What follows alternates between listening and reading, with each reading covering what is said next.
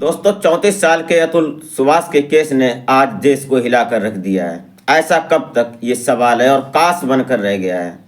क्या सारे कानून एक समान नहीं होते? क्या महिलाओं को ही न्याय मिलना चाहिए? क्या पुरुष प्रताड़ित नहीं होते? आज का ये सवाल है और हर किसी के जुबान पर, हर किसी की जेब में ये सवाल है, क्योंकि सोशल मीडिया का ज़माना है और सोशल मीडिया पर हर किसी को ये बात की खबर है कि एक अतुल सुभाष प्रताड़नाएं झेलते झेलते, कानून की मार झेलते झेलते और अपने सास और ससुर और अपनी पत्नी की प्रताड़नाओं को झेलते झेलते आज वो इस दुनिया में नहीं, आज हमारे बीच में नहीं है। शायद उसको समय रहते न्याय मिल जाता या समय रहते वो ये बात कह पाता, अपने दिल की बात किसी के सामने, तो शायद आज वो हमारे बीच होता है।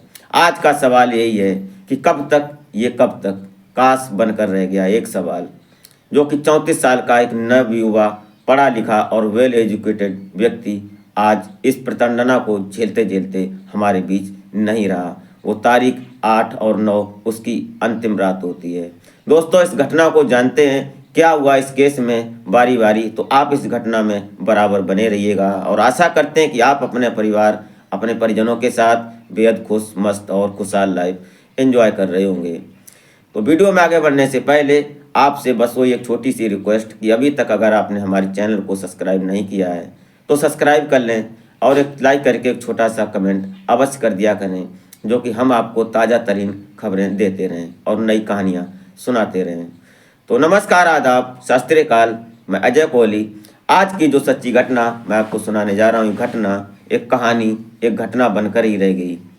ये कहानी शुरू होती है बिहार से और बिहार का एक ज़िला पड़ता है समस्तीपुर, और समस्तीपुर का बेनीपुरा रोड। यहाँ के रहने वाले सुभाष, अतुल सुभाष, जो कि अतुल सुभाष मोदी, इनके एक कहानी ऐसी बनकर रह गई, एक कि आज कहानी ही बनकर रह गई।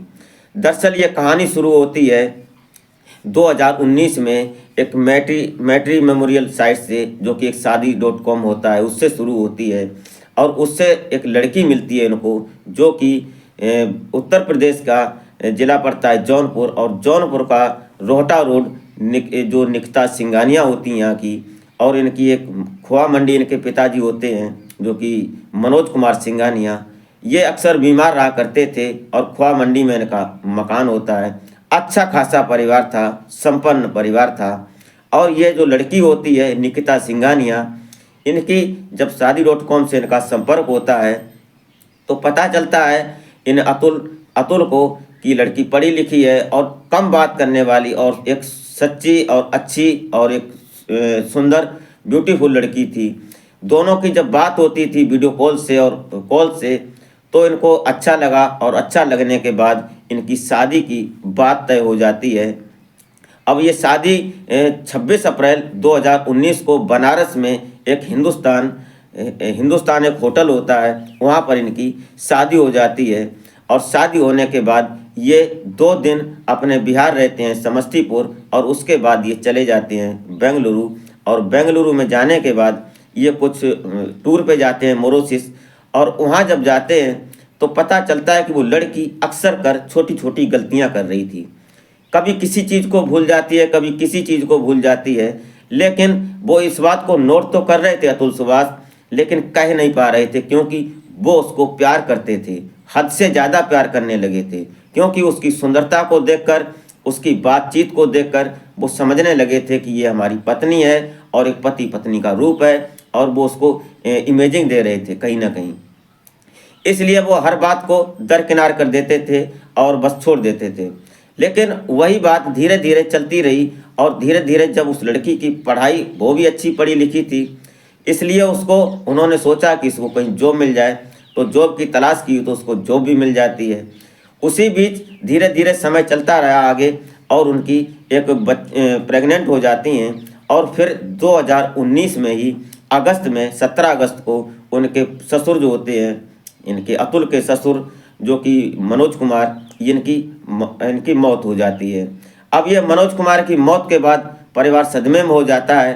अब सभी लोग वहाँ से यहाँ आते हैं जौनपुर, और यहाँ अपने 2-4 दिन गुजरते हैं। उसके बाद ये फिर अपने चले जाते हैं बेंगलुरु।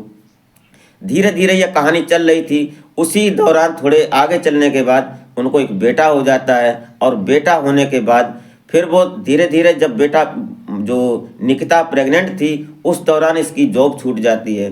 फिर जब बेटा पैदा होता है उसके बाद कहानी कुछ अलग बन जाती है।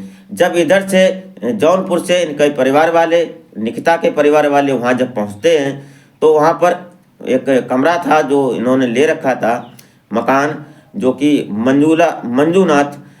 मंजूनाथ लेआउट रेजिडेंसी में इनका एक कमरा होता है, जो अतुल सुभाष होते हैं इनका। अब वहाँ कमरा ज़्यादा जगह नहीं थी, इसलिए इन्होंने निकिता के परिवार वालों को एक होटल में ठहरा दिया। अब जब होटल में ठहरा दिया तो वहाँ से कुछ बात चालू हो जाती है। उनकी जो सास होती हैं, जो कि इनकी निकिता की मम्मी, ये निकिता की माँ का नाम होता है निशा, और भाई अनुराग और चाचा सुशील।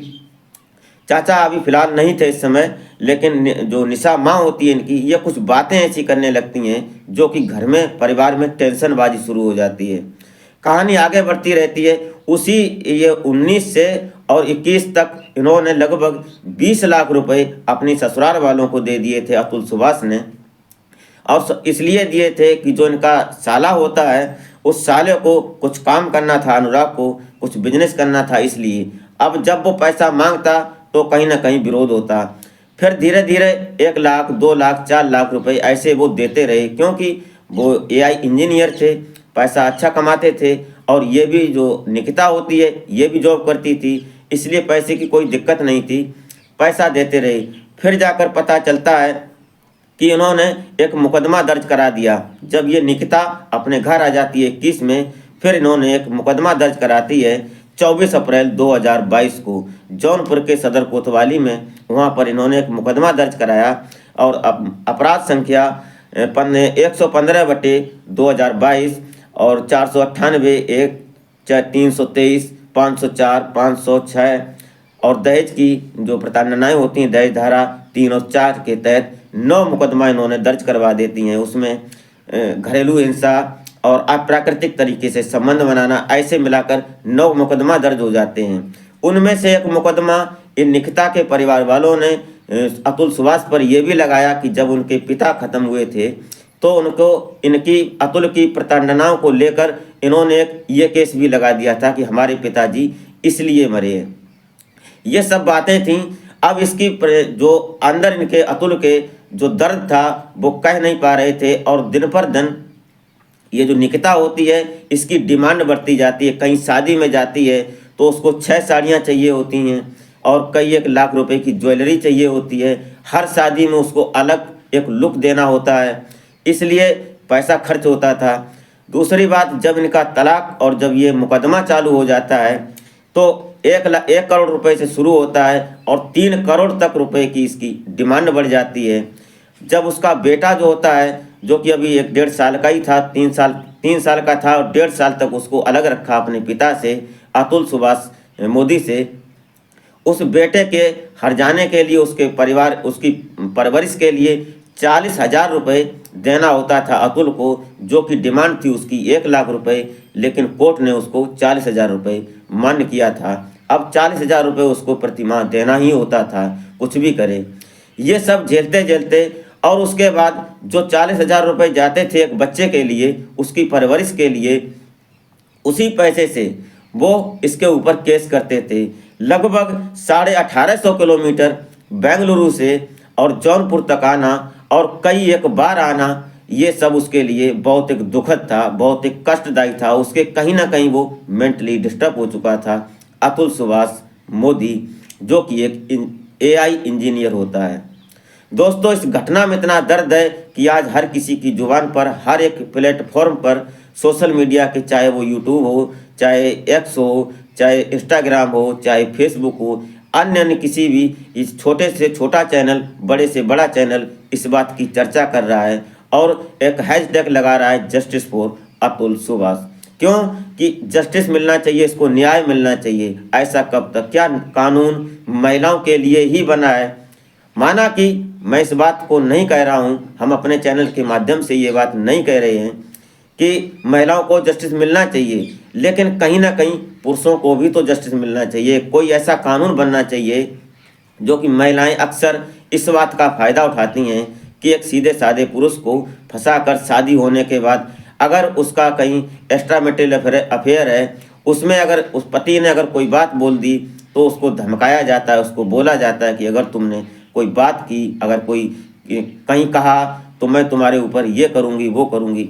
ऐसा अक्सर देखने में आता है। आज एक पुरुष सामने आ रहे हैं इस बात के कि हमारे साथ, हमारे भाई के साथ, हमारी भाभी ने या हमारी पत्नी ने हमारे साथ ऐसा किया और मैं आज परिवार भत्ता दे रहा हूँ और पत्नी और बच्चे के लिए भत्ता दे रहा हूँ, जबकि हमारे बच्चों से मुझे मिलने नहीं दिया जा रहा है। आखिरकार ऐसा कब तक चलेगा?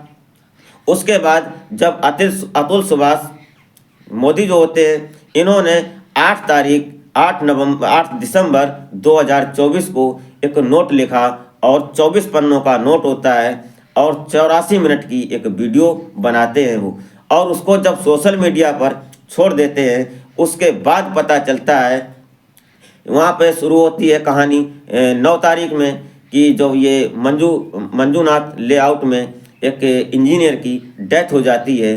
तो पता लगता है तो वहाँ पर आनन फानन में जब पुलिस पहुँचती है और पुलिस पहुँचने के बाद वहाँ पर जब छानबीन होती है, पुलिस अपनी इन्वेस्टिगेशन करती है, तो पता चलता है कि ये जो इंजीनियर था इसने क्यों सुसाइड किया। ये सब देखने के बाद आज ये बात हर प्लेटफॉर्म पर तैर रही है। दरअसल इसको प्रताड़नाएं मिलती हैं।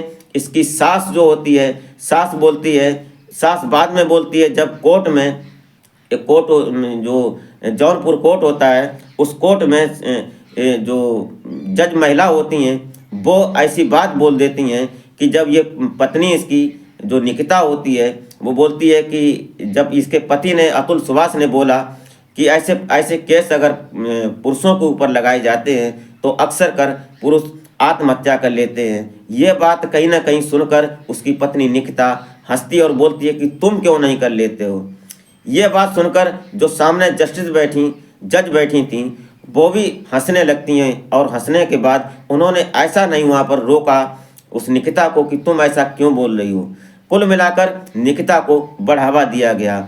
इसी बीच जो अतुल सुभाष होते हैं, जो उनका पियोन होता है जज का, उसको उन्होंने 3 लाख रुपए देने का ये सोचा कि कैसे भी करके ये केस निपट जाए, लेकिन ऐसा नहीं हुआ।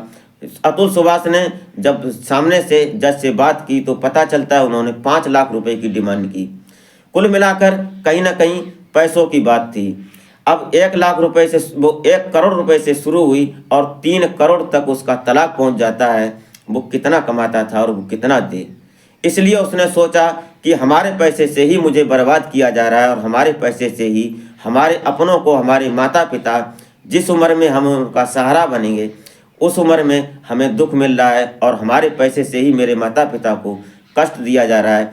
ऐसी ज़िंदगी का हम क्या करेंगे। उन्होंने जो 24 पन्नों का वो पेज लिखा और 84 मिनट की वीडियो बनाई, उसमें पूरा व्याख्यान किया है। उस वीडियो को फिलहाल मैं नहीं दिखा सकता हूँ।